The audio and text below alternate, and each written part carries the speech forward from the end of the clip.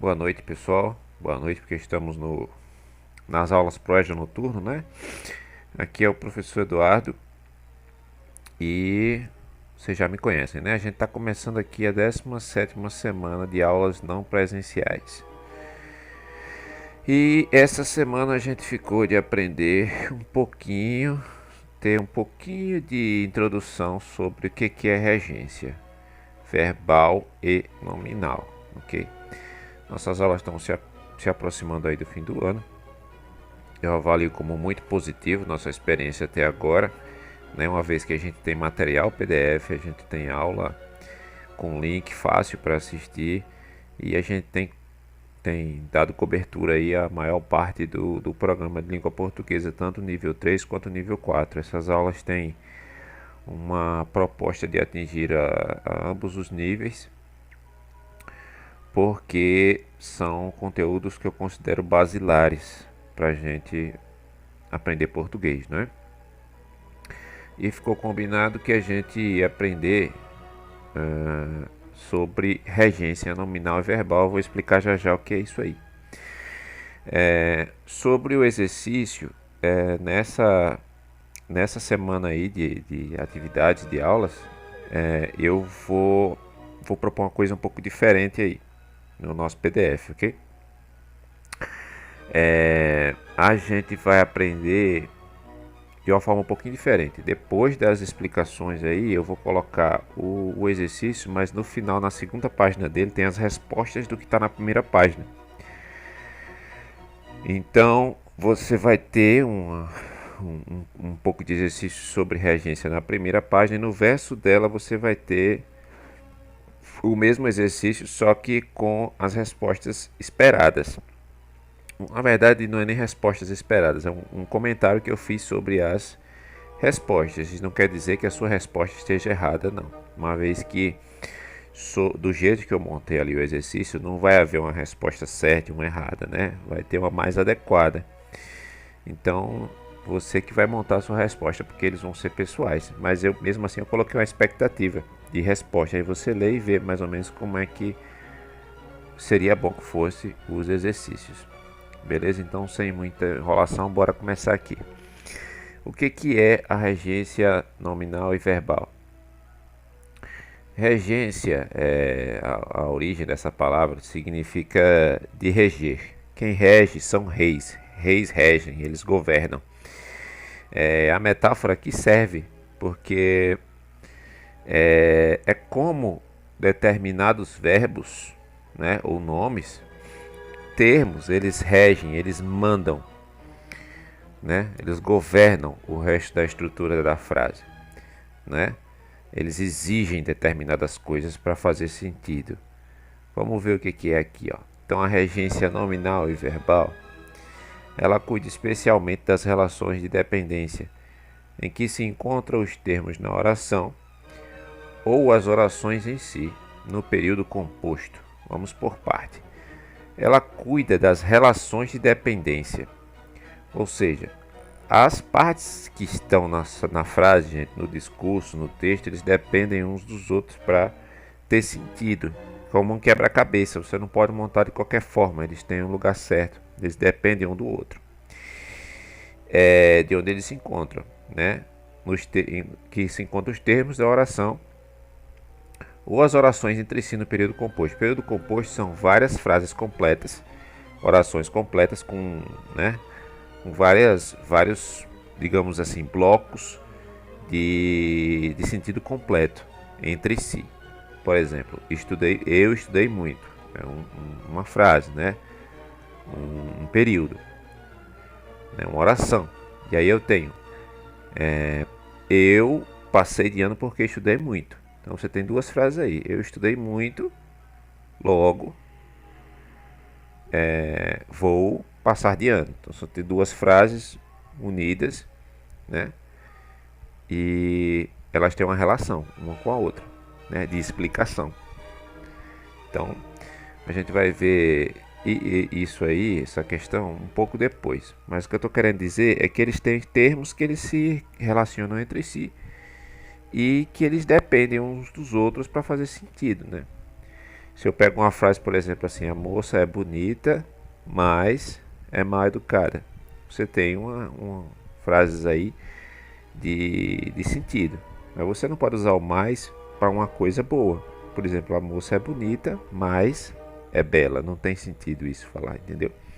Então, os termos, as orações, elas se dependem entre si. E a regência, ela trabalha nisso. Vamos aqui um pouco de prática, para você entender. Regência verbal, que é sobre, vamos falar sobre verbo, né? O que é certo e o que é errado falar aqui na regência, né? Olha só. Assistir o filme, a gente fala muito, né? Assistir tal coisa. Só que o assistir nesse sentido aqui, sem usar o a, assistir a, significa ajudar. Então ninguém ajuda um filme, você assiste a. Então quem assiste, assiste a.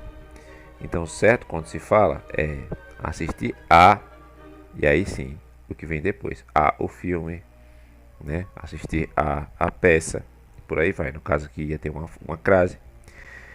Ó, cheguei no trabalho. A gente não chega no trabalho, né? A gente chega ao trabalho, né? Fulano vai ir no ônibus. Não, vai ir. Ah, aqui já aqui é outra coisa. Fulano vai ir no teatro, por exemplo, né? Ninguém vai no teatro, vai ir ao teatro. Então fulano gostaria de ir ao teatro. Está de greve. Ninguém está de greve, está em greve. Ninguém namora com, namora o ou namora a. Isso aqui é até um pouco de polêmica sobre isso aí, né? É relativo considerar namorar com errado, mas enfim. Em relação à regência, o mais adequado seria namorar ou namorar a. Mas já está tão usado isso que tornou-se uma coisa meio aceitável, né?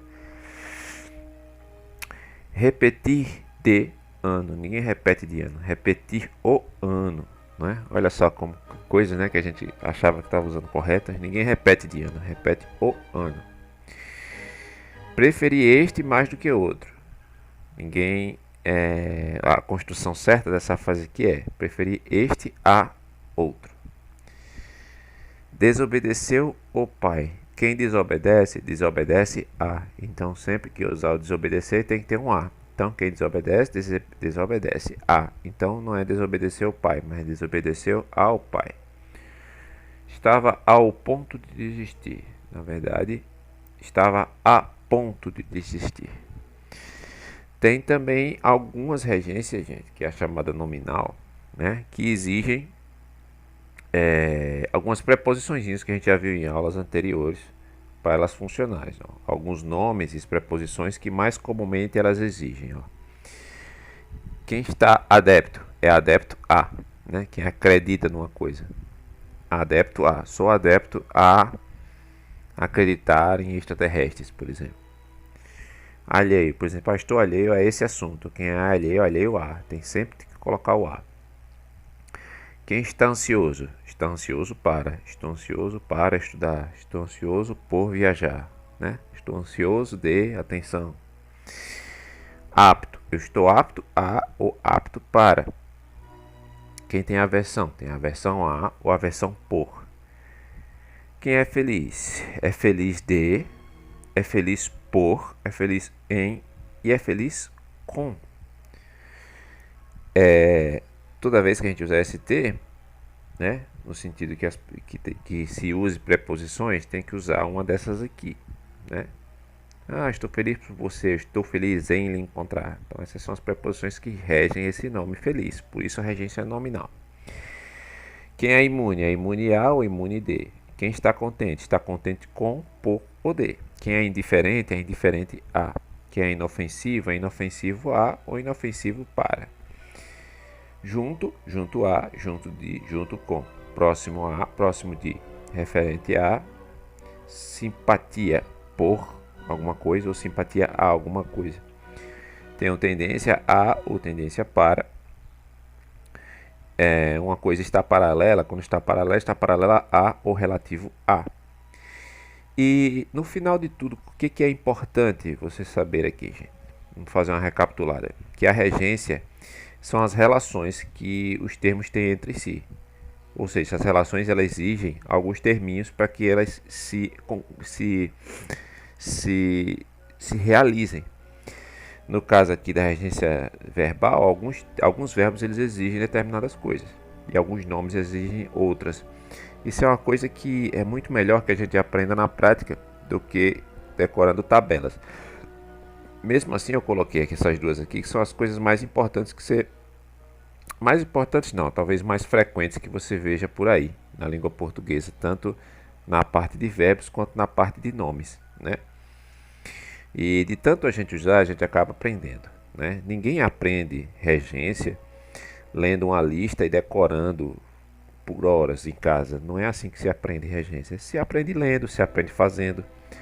Então aqui tem uma amostra grátis do que a gente vê com muita frequência. E de tanta gente ler, fazer exercícios, esse assunto acaba entrando por osmose, sem a gente fazer muito esforço. Então, para aprender regência é muito exercício, muita leitura, né? E a gente vai pegando aos poucos. Mas aqui deu para sentir mais ou menos como é que é a regência. No nosso exercício, como eu havia dito, tem uma expectativa de resposta, porque talvez você não tenha entendido só com essa aula daqui. Tem algumas perguntas sobre como as pessoas falam determinadas coisas, né? Por exemplo, tem um erro muito frequente que as pessoas falam assim: a gente vamos, né? A gente vamos no shopping, por exemplo. É um erro muito frequente. Por exemplo, como é que você lidaria com um erro como esse, né? Você usaria dessa forma? Eu fiz algumas perguntas sobre a adequação desses termos, muito mais sobre do que colocar em espaços vazios essa aula de hoje aqui. Então, como ela é uma aula um pouco mais abstrata, qualquer dúvida vocês me perguntam no grupo de WhatsApp. A gente vai ficando por aqui e na próxima semana a gente vai aprender um pouco sobre outro assunto aí que eu vou trazer, ok? Então, fiquem com Deus aí e até a próxima aula.